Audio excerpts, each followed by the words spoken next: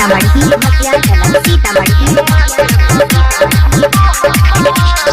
गजब के छियै हमर गाल रे रस सब भरल उठला लाल रे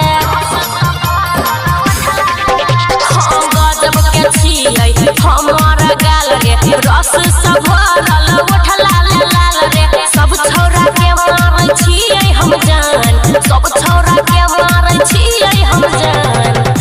खोल ले गे छौड़ी चुम्मा के दुकान लेवे खातिर अइबौगे जान सुबह शाम खोल ले गे छौड़ी चुम्मा के दुकान लेवे खातिर अइबौगे जान सुबह शाम खोल ले गे छौड़ी तो अपन दुकान है गई अपन दुकान रोजे रोजे लेबो जान तोहर सामान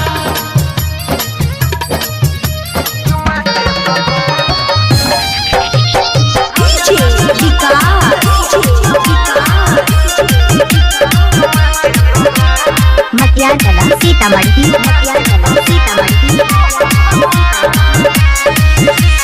पर नहीं जवानी तो खर्चा जल्दी छपा ले तू परचा नोट के बड़ी कमाई भी कोई जेतो सगरो के चर्चा सबके न लगे सटेबई सबके न चुमा देबई जेकरा मन हेतै रे ओकरे पर पूरा लुटेबई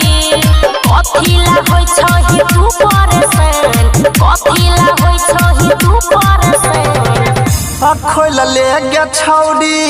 चुम्मा के दुकान लेवे खातिर अइबौगे जान सुबह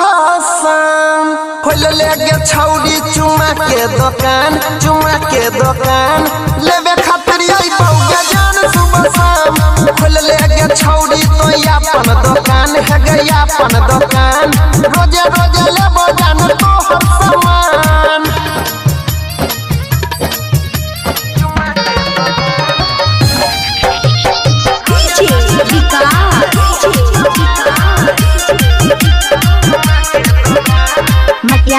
सीतामढ़ी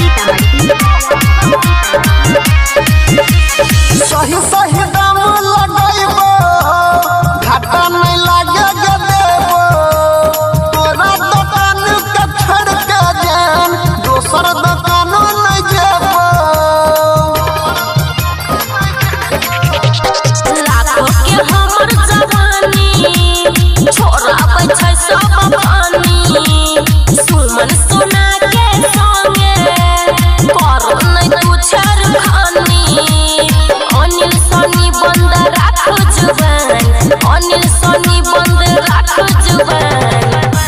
खोल ले गे छौड़ी चुम्मा के दुकान लेवे खातिर अइबौगे जान सुबह शाम खोल ले गे छौड़ी चुम्मा के दुकान लेवे खातिर अइबौगे जान सुबह शाम खोल ले गे छौड़ी तो अपन दुकान है गई अपन